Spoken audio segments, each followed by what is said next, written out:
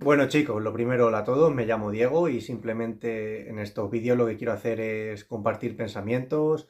cosas que voy viviendo y experimentando. Siempre todo me gustaría aclarar desde mi punto de vista y bueno, ver un poco qué vais pensando vosotros al respecto, cómo os sentís, si os podéis identificar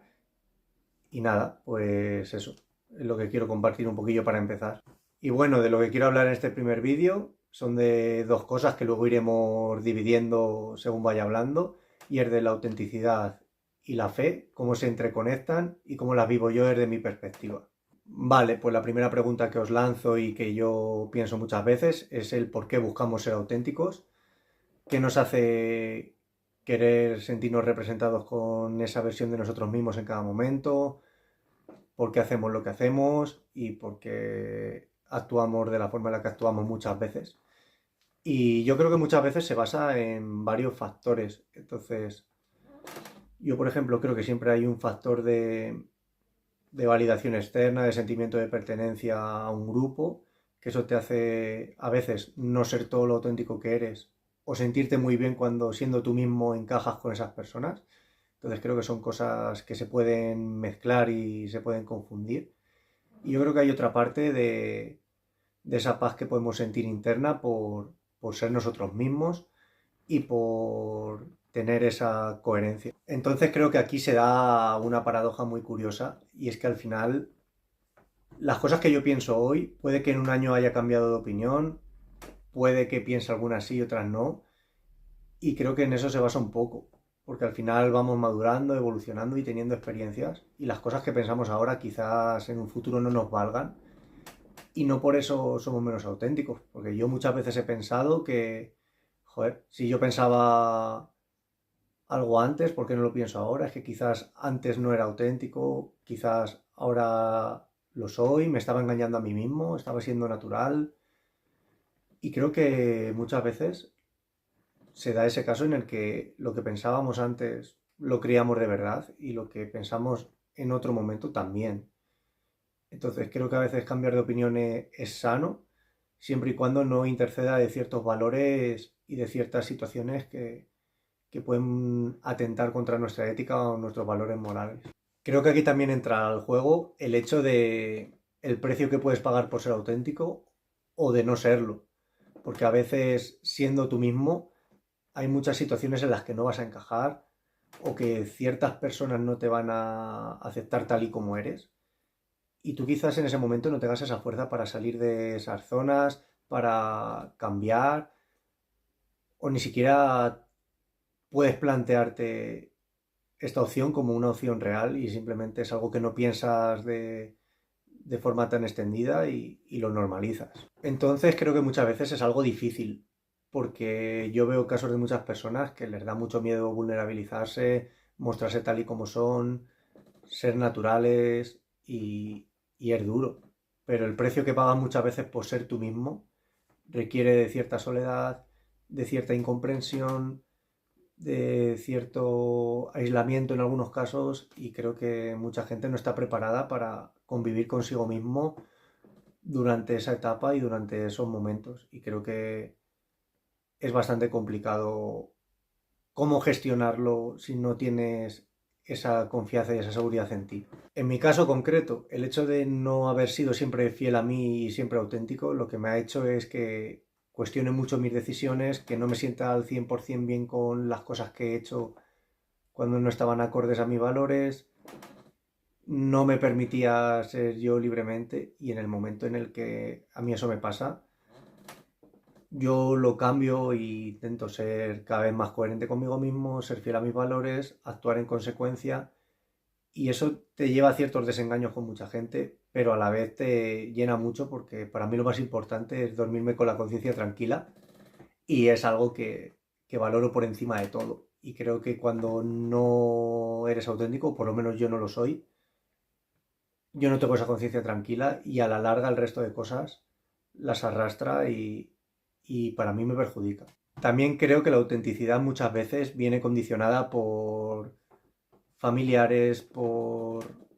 cosas que vemos en nuestro entorno, por cosas que vemos en televisión, en redes sociales. Entonces, creo que hay veces que la vara de medir estoy siendo auténtico o no estoy siendo auténtico, cómo estoy gestionando esto, a veces es complicada por esa sobreinformación que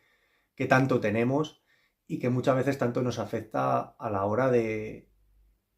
seguir una dirección. Entonces muchas veces usamos máscaras para protegernos de ese entorno hostil o de esas situaciones que nos incomodan. Y yo entiendo que muchas veces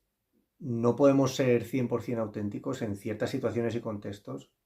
porque hay veces que decir lo que pensamos no es necesario o no va a favorecernos. Entonces hay veces que usamos como ciertas máscaras, si nos vulnerabilizamos pues a lo mejor damos esa sensación de ser más fríos para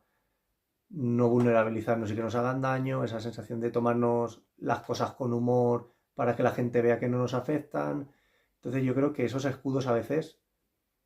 nos vienen bien para salir del paso, pero que en el fondo no solucionan lo que tenemos dentro. Otro tema de lo que quiero hablar es sobre el hecho de evolucionar y cómo nos adaptamos a ese proceso mientras estamos evolucionando. Yo desde mi punto de vista, la evolución la veo cuando ya he hecho cierto recorrido y no la veo mientras las estoy teniendo, porque estoy sufriendo esa adaptación, son varios cambios y ahí hay cierta resistencia que imponemos nosotros mismos para llevar ese cambio, porque al final nuestro cerebro está hecho para sobrevivir y no para ser felices. Entonces, cuando nosotros evolucionamos, hay cierta incomodidad, no repites hábitos en los que antes estabas cómodo y creo que a veces pesa. Entonces, el equilibrio está en avanzar y ser tú mismo en cada momento sin cuestionarte. Entonces creo que está en cada uno de nosotros encontrar ese equilibrio entre los momentos en los que tapamos emociones y en los momentos en los que somos nosotros mismos y que tanto una cosa como otra no nos define, porque al final yo pienso que los pensamientos que tenemos los creamos nosotros y una vez que aparecen no tienen voz o no deberíamos de darle voz porque son simplemente pensamientos que tenemos y no tienen que condicionar nuestra vida. Creo que es complicado, o sea, sé que estoy diciendo algo que es difícil de asimilar a veces, pero creo que los pensamientos simplemente están ahí, nosotros decidimos cómo encarar cada situación, cómo gestionarlo, dejar si se apoderan de nosotros o no, y creo que eso es un gran trabajo que tenemos que hacer cada uno y es útil sobre todo para nuestro crecimiento. Yo mi forma de identificar si mi evolución es por encajar o simplemente por lo que quiero conseguir es hacer un repaso al final del día de cómo me siento haciendo las cosas que quiero hacer para llegar a la persona que quiero ser, si lo que estoy haciendo me acerca, me aleja, si lo estoy haciendo por terceros, lo estoy haciendo por mí mismo, entonces ahí doy lugar a esa reflexión y estoy en constante pensamiento, porque al final yo es verdad que nunca me conformo ni acepto una idea 100%, siempre busco rebatirla, cuestionarla, y eso a veces es difícil por el hecho de que a mí me cuesta mucho reconocer mis propios méritos muchas veces, y no creo que sea la mejor forma de pensar en este caso. Pero como es mi proceso y lo estoy viendo de esta manera, al final esto es un poco ensayo-error y ver qué partes no funcionan y cuáles no. Entonces lo que quiero decir un poco con esto es que para mí ser auténtico me da una identidad y me da un sentido a la vida y a las cosas que quiero hacer. Porque al final nos bombardean con mil ideas, información por todos los sitios y ya como que sientes que lo haces todo mal. Haces una cosa y hay cinco o seis opciones posibles para hacerla, todas tienen sus pros, todas tienen sus contras y a veces como que nos quedamos con la que más nos conviene y quizás no sea la más útil. Entonces yo al final con esto lo que busco es hacer un poco de ensayo-error, de tirar para adelante, de avanzar, ver qué me va bien, ver qué no. Y es que eso le da mucho sentido. Entonces, para mí, la búsqueda de esa autenticidad, que creo que voy a estar toda la vida buscándola, y lo que me vale ahora en un futuro no me valdrá, es algo que me da gasolina para seguir adelante, seguir expandiéndome, seguir mejorando